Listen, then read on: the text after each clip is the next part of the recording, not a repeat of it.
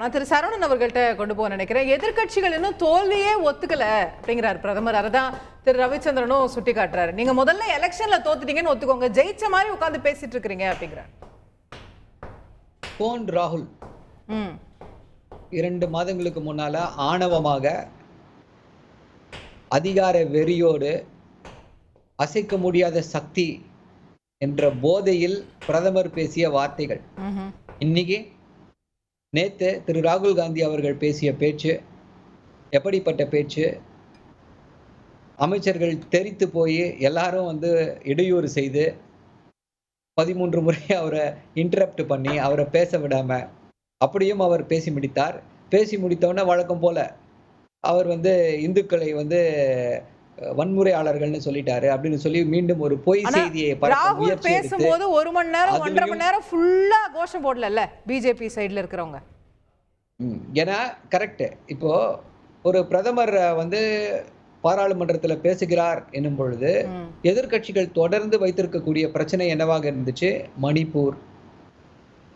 அந்த மணிப்பூரை பத்தி பேசணும்ல. நான் பேசவே மாட்டேனா அப்புறம் எதுக்கு பிரதமரா இருக்கீங்க? சார் அவர் பேசி முடிக்கிற வரைக்கும் அவங்க லாஸ்ட் வரைக்கும் அவரை பத்தி பேசவே இல்லனா நீங்க கோஷம் போடுறது நியாயம் இருக்கு. பேச ஆரம்பிச்சதுல மணிப்பூர் பத்தி பேசல சார். மணிப்பூர் பத்தி பேசல சார். ஹெட்போனை போட்டுக்கிட்டு பேசல சார். பேசறா இல்லையா மணிப்பூர்? பேசல சார். நான் 5 வாட்டி சொல்லிட்டேன் பேசலன்னு. ஒண்ணும் பிரச்சனை இல்ல. மை பாயிண்ட் தெரியுமே அவர் தான் பேச மாட்டாருன்னு தெரியுமே. இல்ல நீங்க கேட்ட நீட் பத்தி பேசிருக்காரா? அக்னிவீர் பத்தி பேசிருக்காரா? மற்ற இஷ்யூஸ் தீவிரவாதம் இதெல்லாம் பேசிருக்காரா? அப்ப நீங்க அதெல்லாம் கேட்காம கோஷம் போட்டே இருந்தா எப்படின்னு சபாநாயகர் கேக்குறாருல உங்களை பார்த்து. கொஞ்சம் இருங்க. அதாவது என்னன்னா மணிப்பூர் சுதந்திர இந்தியாவுல இப்படி ஒரு மாநிலம் பற்றி எரிந்து கொண்டிருக்கும் பொழுது நீரோ மன்னனை போல ஃபிடில் வாசித்துக் கொண்டிருந்த பிரதமர் இந்தியாவுல யாருமே கிடையாது. அதை பற்றி பேசுவதற்கே இவ்வளவு பயம் உங்களுக்கு? மணிப்பூர் மக்கள் இந்திய மக்கள் இல்லையா?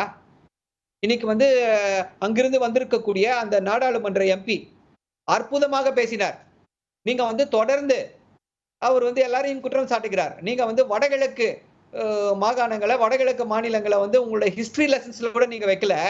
அதனாலதான் நீங்கள் எங்களை இந்தியர்கள் போல நடத்தவில்லை அப்படின்னு சொல்லி அவருடைய உள்ள குமுறலை கொட்டுகிறார். இப்படி பேசுறாங்க. ஆனா பிரதமர் மணிப்பூர் பத்தி வாயை திறக்க மாட்டாருன்னா அப்புறம் எதுக்கு அவர் பிரதமராக இருக்கிறார்? இந்தியாவுல ஒரு மாநிலத்துல பெண்கள் நிர்வாணமாக அழைத்து செல்லப்படுகிறார்கள், பரேட் பண்றாங்க, தொடர்ந்து சிவில் வார் சிச்சுவேஷன் போயிட்டு இருக்கு. அதை பத்தி நான் பேசவே மாட்டேன் அப்படின்னா எதிர்கட்சிகள் என்ன செய்ய வேண்டும்? பிரதமர் ராகுல் காந்தி கோன் ராகுல்னு கேட்டவர் இன்னைக்கு ராகுல் காந்தியை கிண்டல் செய்வதை பார்த்து வேடிக்கை பார்த்து கொண்டிருக்க வேண்டுமா? உங்களுக்கு ஒரு தீர்வுக்கு கூட வழி இல்லையே. நீட்டை பத்தி பேசினாரு, அக்னிவீரை பத்தி பேசினாரு. நீட்டுக்கு என்ன தீர்வு? என்ன சொல்லியிருக்காரு? நீட்டை பத்தி விசாரணை நடக்கிறது, கைது செய்து விடுவோம். அதுவா தீர்வு பிரச்சனைக்கு? அந்த லீக் ஆயிருக்கு. 20 லட்சத்துக்கும் மேற்பட்ட மாணவர்கள் இப்போ லீக் ஆன எக்ஸாம்னா என்ன பண்ணணும்? படித்து பட்டம் வாங்கிய மாணவர்கள், தேர்வு எழுதிய மாணவர்கள் இருக்காங்க. பொலிட்டிக்கல் கனெக்ஷன்ஸ் இருக்கு. பணம் கொடுத்து நான் சீட்டை கொஸ்டின் பேப்பரை வாங்கி எக்ஸாம் எழுதுவேன்னா அவனையும் வச்சுக்கிட்டு இந்த மாணவர்களுடைய மனநிலை என்ன? இவர்களை பற்றி இவர்களை அரெஸ்ட் பண்ணிடுவோம் அப்படின்னா முடிஞ்சு போச்சா? இதுவா தீர்வு இந்த சிச்சுவேஷனுக்கு? திரு ராகுல் காந்தி அவர்கள் இன்னைக்கு கடிதம் கொடுக்கிறார். நாளை நாம் நீட்டை பற்றி விவாதிப்போம் அப்படின்னு சொல்லிட்டு இன்னைக்கு என்ன பண்றாங்க? சைன்டாய் காலவரையற்றி இன்னைக்கு மூடிடுறாங்க பாராளுமன்றத்தை. எதற்கு?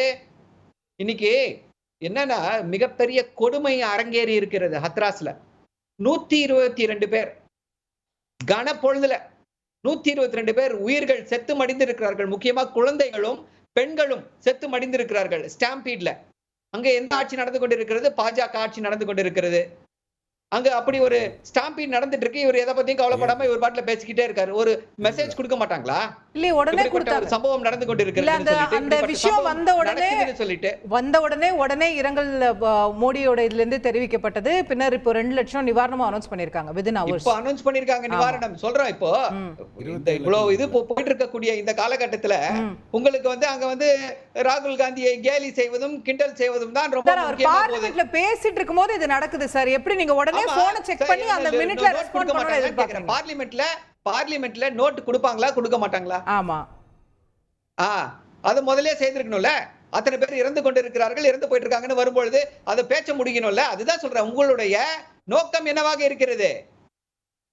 அதுதான் இங்கே முக்கியம். அதே போல பிரதமர் பேசிய பேச்சை கேட்டீங்க அப்படின்னா சிரிப்பு வருது. அதாவது மிஷ்மேஷ் அப்படின்னுவாங்க. என்ன அப்படின்னா இந்த கடந்த பாராளுமன்ற தேர்தல்ல அவர் பேசின பேச்சை எல்லாத்தையும் எடுத்துக்கிட்டாங்க. பேச்சை எல்லாத்தையும் எடுத்துக்கிட்டு சாட் ஜிபிடி கிட்ட கொடுத்துட்டாங்க, ஃபீட் பண்ணிட்டாங்க. இதெல்லாம் நான் சென்ற பாராளுமன்றத்துல பேசிய பேச்சு, இப்ப இதுக்கு பாராளுமன்றத்திற்கு வந்து எனக்கு ஒரு உரை தயாரித்து கொடுங்கள், அதோடு வந்து ரோஸ்ட் ராகுல் காந்தி அப்படின்னு சொல்லி ஒரு கமாண்ட் கொடுத்துடுறாங்க. கொடுத்த உடனே சாட் ஜிபிடி கொட்டுது, இதெல்லாம் நீங்க பேசுங்க, அதே தான் பேசியிருக்காரு பிரதமர். ரோஸ்ட் ஆயிருக்கிறாரு ராகுல் காந்தி, அவங்க சொல்லியிருக்காங்க, இவங்க போட்டிருக்காங்க அப்படின்னு இவர்கள் நினைத்துக் கொண்டு பாராளுமன்றம் வந்து ராகுல் காந்தியை ரோஸ்ட் செய்வதற்காகவா? அதற்காகத்தான் வந்து அவ்வளவு செலவு செஞ்சு அவருக்கு வந்து மாச சம்பளம் கொடுத்து பிரதமரா வச்சிருக்காங்களா? இதுதான் கேள்வி. கரப்ஷனை பத்தி பேசுறாரு. கரப்ஷனை பத்தி பேசுவதற்கு பாஜகவில் இருக்கிறதுக்கு யாருக்கா அருகதை இருக்கிறதா? எலக்டோரல் பாண்ட் என்ற அந்த இதன் மூலமாக எல்லார்கிட்டையும் பிடுங்கி, எல்லாரிடமும் மிரட்டி பணத்தை பிடுங்கி பாஜகவுடைய கஜானாவை நிரப்பியவர்கள் வந்து ஊழலை பற்றி பேசலாமா? இன்னைக்கு தமிழ்நாடு அரசு வந்து அதானி மேல ஊழல் குற்றச்சாட்டு விசாரணைக்கு உத்தரவிட்டிருக்கிறது. எப்படி ஏமாத்திருக்காங்க? $38 வாங்கக்கூடிய அந்த தரம் குறைந்த நிலக்கரிய $92 கொடுத்து வாங்கியது தமிழ்நாடு அரசு. யாரு? ஏன்னா அவர் யாரு? அதானி. அதானி யாருன்னு நமக்கு தெரியும். பாவம் 602வது பணக்காரரா இருந்தாரு. மோடி பாவப்பட்டு போய் ஐயோ 602வது பணக்காரராக இவர் இருக்கிறாரு, எப்படி இப்படி இருக்கலாம்? என்னுடைய ஒரே நிமிஷம் இருங்க, இவர் 2வது பணக்காரராக மாற வேண்டும் என்று சொல்லி அவர் 2வது பணக்காரராகியவர். அப்படிப்பட்ட அந்த ஊழல் என்று சொல்வார்கள். அந்த ஊழல் அதனால என்ன ஆயிருக்குன்னு பாத்தீங்க அப்படின்னா, இதனால என்ன ஆயிருக்குன்னு பாத்தீங்கன்னா, எல்லாருடைய மின்சார விலை ஏறி இருக்கிறது.